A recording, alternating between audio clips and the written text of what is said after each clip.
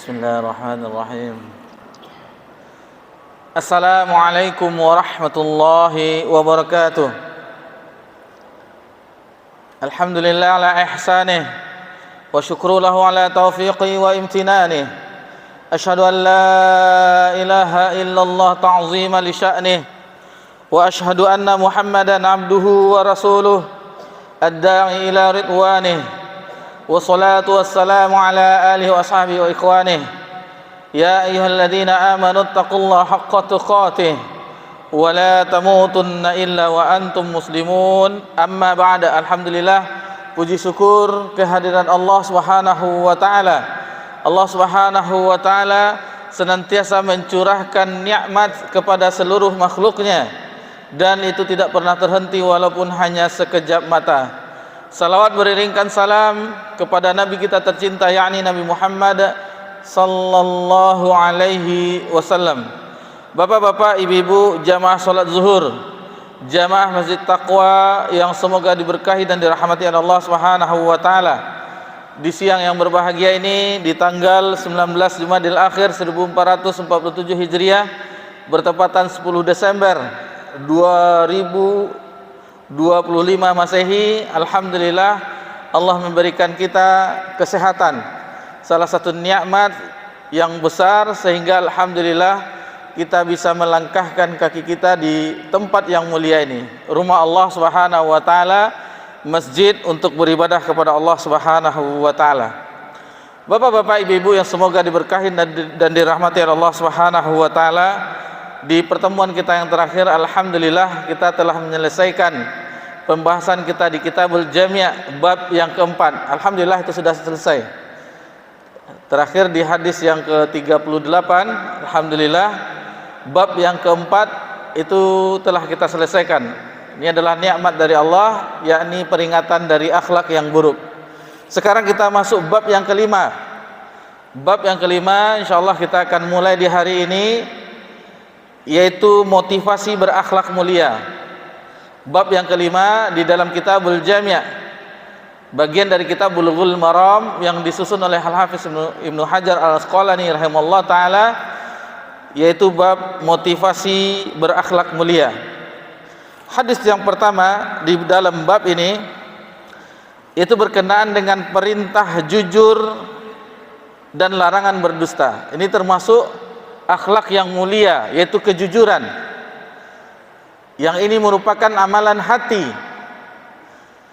Jujur, keimanan diminta kejujurannya di dalam hati, diucapkan dengan lisan, kemudian dibuktikan dengan amal perbuatan. Intinya di dalam hati. Ini dia kejujuran. Hadis ini pernah kita bahas di kajian kita, namun penulis rahimahullah taala mencantumkan kembali hadis ini karena berkaitan dengan bab yang sedang dibahas. Hadis berasal dari Ibnu Mas'ud radhiyallahu anhu.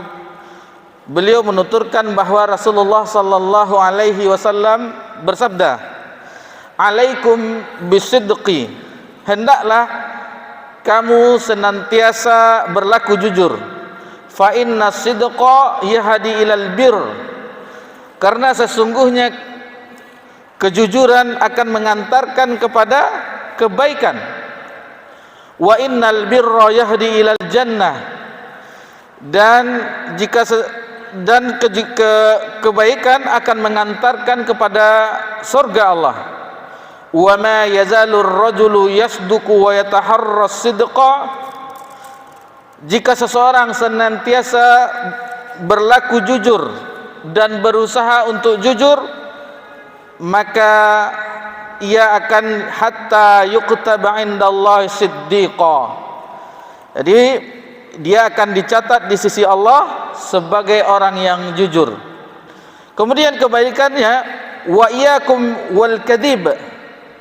Dan hati-hatilah kamu terhadap berbuat dusta, kebohongan. Fa innal kadhiba yahdi ilal fujur. Karena sesungguhnya dusta akan mengantarkan kepada kejahatan. Wa innal fujura yahdi ilan nar. Dan kejahatan akan mengantarkan kepada neraka. Wa ma yazalul rajulul yakzibu wa yataharral kadhiba, tidaklah seseorang yang biasa suka berdusta dan berupaya untuk berdusta hatta yuktaba indallahi kadziba, maka ia akan dicatat di sisi Allah sebagai seorang pendusta. Hadis ini sahih, diriwayatkan oleh Muslim di dalam kitab sahihnya nomor 2607. Jadi hadis ini berbicara mengenai agungnya sifat jujur dan nistanya orang yang dusta. Sifat jujur di zaman kita ini adalah sifat yang langka.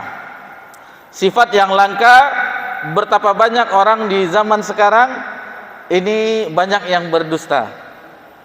Contoh saja OTW tapi masih di rumah tidur kan. Nah, ini salah satu contohnya. Tunggu dulu OTW, padahal masih di rumah, bukan di jalan. Nah, ini salah satunya, dan masih banyak kebohongan-kebohongan yang ini mudah di zaman sekarang. Kita tidak berbicara tentang orang-orang yang di luar sana, tetapi bagi kita yang khusus pedagang, ini sangat mudah rentan untuk berdusta.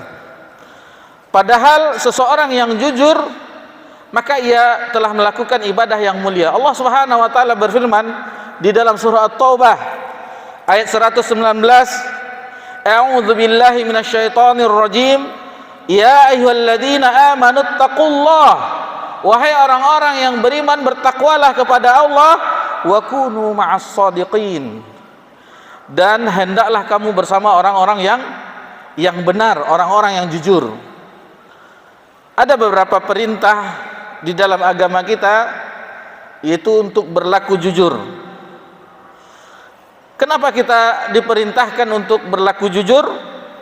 Karena kejujuran itu adalah sifat yang mulia di dalam agama kita. Nabi kita tercinta sallallahu alaihi wasallam memiliki sifat yang jujur, dan banyak ayat-ayat di dalam Al-Quran dan hadis-hadis yang memerintahkan kita untuk berbuat jujur. Oleh karena itu Allah Subhanahu wa taala berfirman di dalam surah Al-Ahzab ayat 70 sampai ayat 71, Ya ayyuhalladzina amanu taqullaha wa qulu qawlan sadida, hai orang-orang yang beriman, hendaklah kalian bertakwa kepada Allah dan katakanlah perkataan yang benar. Wa qulu qawlan sadida, berkatalah dengan perkataan yang benar. Yuslih lakum a'malakum wa yaghfir lakum dzunubakum, niscaya jika engkau melakukan perbuatan tersebut, berkata yang benar, niscaya Allah akan memperbaiki bagimu amalan-amalanmu, wa yaghfir lakum dzunubakum, dan mengampuni dosa-dosamu. Wa may yuti'illaha wa rasulahu faqad faza fawzan 'azima, dan barang siapa yang mentaati Allah dan Rasulnya, faqad faza fawzan 'azima, maka sesungguhnya ia telah mendapat kemenangan, keberuntungan yang besar. Nah, ini jelas dalil agar lisan kita senantiasa berucap yang jujur, karena lisan tersebut bisa mempengaruhi amalan anggota badan. Kemudian di ayat yang lain Allah Subhanahu wa taala berfirman dalam surah Al-Infitar ayat 13, Innal abrara lafi na'im, sesungguhnya orang-orang yang berbuat kebajikan benar-benar berada dalam surga yang penuh kenikmatan. Innal abrara lafi na'im, sesungguhnya orang-orang yang banyak berbuat kebajikan benar-benar berada dalam surga yang penuh kebajikan. Karena apa? Karena hadis tadi, fa innas sidqa yahdi ilal bir, sesungguhnya kejujuran tersebut akan mengantarkan seseorang itu akan berbuat banyak kebaikan. Dimulai dari lisannya jujur, maka amal perbuatannya setelah itu mengiringi akan perbuatan-perbuatan baik, sehingga innal abrara lafi na'im, sesungguhnya orang yang berbuat banyak kebajikan benar-benar berada dalam surga yang penuh kenikmatan. Jadi tingkatan ini tingkatan yang kedua di dalam tingkatan hamba Allah. Yang pertama adalah minan nabiyyin, dari golongan para nabi, wasiddiqin, orang-orang siddiq, orang-orang jujur, orang-orang yang membenarkan, yaitu Abu Bakar As-Siddiq. Kemudian apalagi wasyuhada, orang-orang yang mati syahid, wassalihin, dan orang-orang soleh. Jadi ini tingkatan yang tinggi, makom yang tinggi sesudah tingkatan kenabian. Siapa saja orang-orang yang dicatat sebagai siddiq? Yang pertama, yaitu Allah akan menstempelkan sebagai orang yang jujur dan tidak akan bisa berbohong kemanapun ia pergi. Nah, jadi sebagaimana Abu Bakar As-Siddiq membenarkan juga tentang kerasulan Nabi SAW di peristiwa Isra Mi'raj, yang mana banyak orang yang mendustai, ketika dikabarkan kepada Abu Bakar mempercayainya, membenarkannya. Kemudian yang kedua, Allah akan memberikannya keutamaan, diterimanya di sisi manusia. Artinya dia dicap sebagai orang yang jujur, dicap sebagai orang yang amanah. Kemudian larangan berdusta. Di dalam hadis tadi disebutkan orang yang berdusta akan yahdi ilal fujur. Dan Allah Subhanahu wa taala berfirman di ayat setelahnya yang tadi yang kita bacakan dalam surah Al-Infitar ayat 14, wa innal fujjara lafi jahim. Dan sesungguhnya orang-orang yang durhaka benar-benar dalam neraka. Jadi seseorang yang berdusta, senantiasa menipu orang, berbicara dusta, akhirnya Allah stempelkan kepadanya dia seorang pendusta, dan sangat sulit untuk kembali karena sudah kebiasaan, hobinya. Kemudian orang-orang ini adalah orang-orang yang sesuatu yang tidak mengherankan lagi. Apabila memberi kabar, maka tidak akan dipercayai oleh orang. Jadi karena kebiasaannya bohong, dusta, akhirnya ketika dia menyampaikan kebenaran, orang tidak percaya lagi karena sudah dicap, distempel sebagai orang yang berdusta. Beginilah orang-orang yang pendusta, dan ini orang pendusta ini susah untuk menerima kebenaran. Disampaikan kebenaran kepadanya, dia sering menolaknya. Allah Subhanahu wa taala menceritakan di dalam Al-Qur'an bagaimana sifat-sifat orang yang tidak mau mengikuti Nabi Nuh alaihissalam. Allah Subhanahu wa taala berfirman, wala yanfa'ukum nushi in aradtu an ansaha lakum in kana Allahu yuridu ayyuhyakum huwa rabbukum wa ilaihi turja'un. Dan tidaklah bermanfaat kepadamu nasihatku jika aku hendak memberi nasihat kepadamu. Sekiranya Allah hendak menyesatkanmu, dia adalah Rabbmu dan kepadanya kamu dikembalikan. Jadi bagaimanapun nasihat disampaikan oleh Nabi Nuh, umatnya sebagian besar itu tidak mempercayainya. Kemudian apakah dusta tersebut masuk dalam kategori dosa besar atau dosa kecil? Ini pembahasan para ulama, dan pendapat yang kuat adalah ini termasuk dosa besar. Sebagaimana Nabi sallallahu alaihi wasallam bersabda, ala unabbiukum bi akbaril kabair salasa. Perhatikan wahai para sahabat, maukah aku tunjukkan kepadamu dosa-dosa yang paling besar? Beliau mengatakannya 3 kali, mengulang ala unabbiukum bi akbaril kabair, ala unabbiukum bi akbaril kabair. Beliau mengucapkannya 3 kali. Qalu bala. Para sahabat menjawab, mau wahai Rasulullah. Ya Rasulullah. Qala al-isyraku billah. Lalu Nabi SAW menyebutkan yang pertama adalah syirik kepada Allah. Ini dosa yang paling besar di dalam agama kita. Wa uququl walidain. Kemudian yaitu orang yang durhaka terhadap kedua orang tua. Wajalasa wa kana muttaki'an faqal. Dan beliau pun duduk sedangkan sebelumnya beliau bersandar, lalu bersabda, ala wa qawlu zur qala famazala yukarriha hatta qulna lailatu sakat.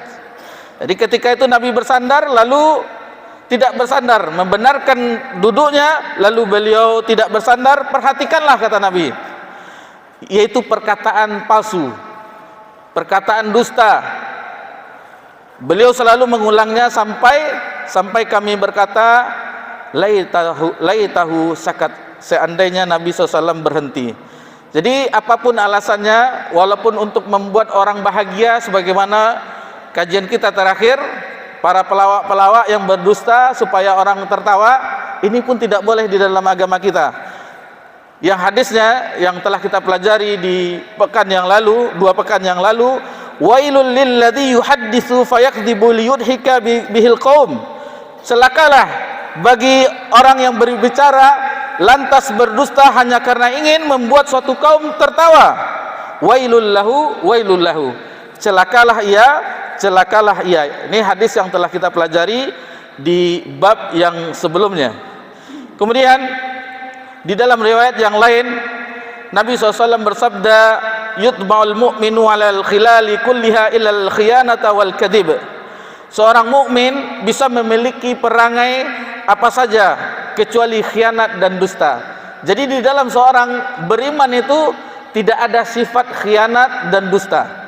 Kalau seseorang itu jujur imannya kepada Allah, benar-benar dia orang yang jujur, maka dia tidak akan pernah khianat dan tidak pernah berdusta. Dan berbicara tentang kejujuran, maka orang yang paling hebat dalam kejujuran adalah pedagang yang jujur. Pedagang yang jujur. Alhamdulillah kita yang berbicara dan rata-rata yang mendengarkan di masjid ini mayoritasnya adalah pedagang. Pedagang ini yang sangat susah jujur, karena ingin melakukan dagangannya.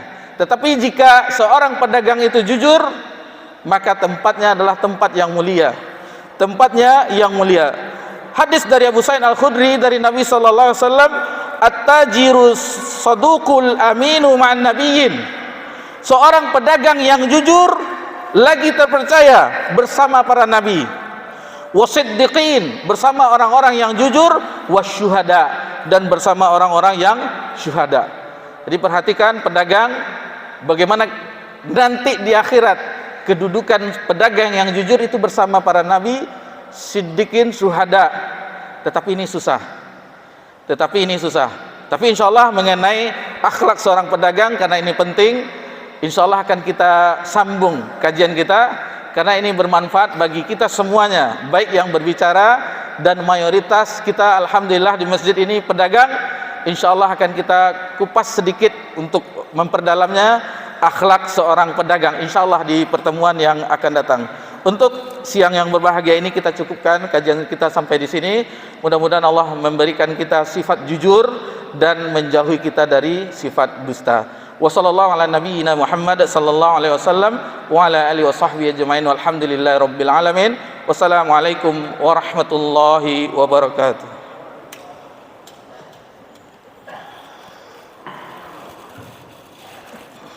Allahu akbar, Allahu akbar. Asyhadu an la ilaha illallah. Assalamualaikum. Sehat, Pak. Assalamualaikum. Hayya 'alas shalah, hayya 'alal falah.